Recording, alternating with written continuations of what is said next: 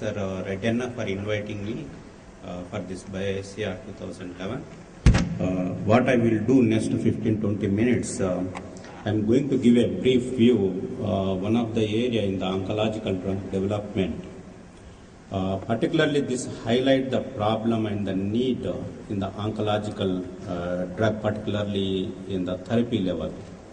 I choose a topic to give on the approaches for the pancreatic cancer drug development. Why the pancreatic cancer? You can go in the worldwide, it may not be the developing country as a major problem, but in the most of the developed countries, it is a huge problem. It is one of the major cancer, and it is the fourth most common cancer in the US. And there are a number of risk factors as shown there, smoking and some of the lifestyle factors.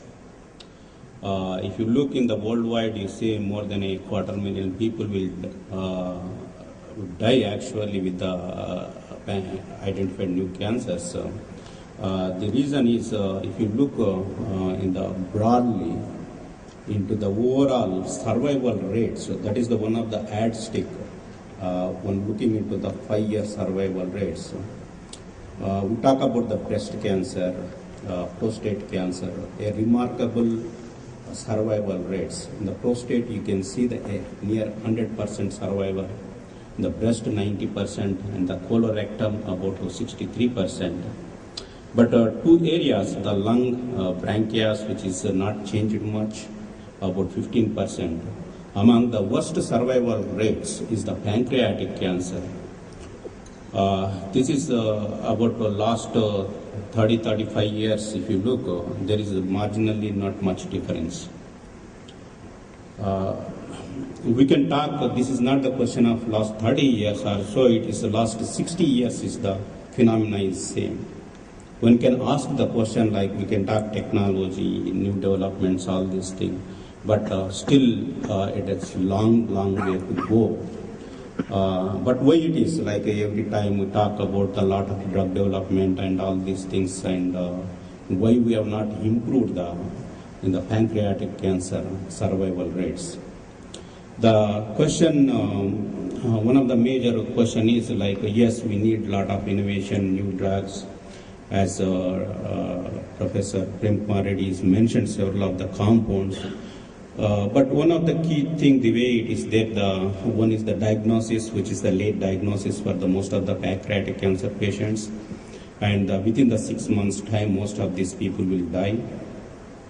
That is basically very late stage, and also over the years the drug development issues, particularly the preclinical drug development for the pancreatic cancer is comparatively very poor compared to any other cancer. We come with this question like, okay, in the future how we can change this thing.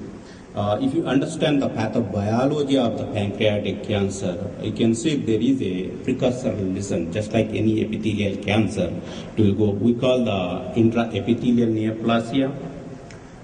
It will take like a 10 to 15 year period actually until you see the pancreatic cancer, ductal cancer that is. So basically when you identify ductal cancer in the late stage, near 99% they will die off. So the question we pose like how you identify the high-risk pancreatic cancer patients. One is to diagnose in the early, that is the PAN2 or the PAN3 lesion stage, and intervene with the new drugs. So this is the whole summary of my presentation. We took it this one like nearly 30% of the humans with the high-risk areas contains these PAN lesions. And particularly people prone to this inflammation, the pancreatitis, they also have this high-risk in situ carcinomas. Then recently we observing more and more patients coming with the PIMNs. This is the pancreatic intramucin producing neoplasia. It's not an aggressive, but almost a 20% population. So those are the right targets for the drug development.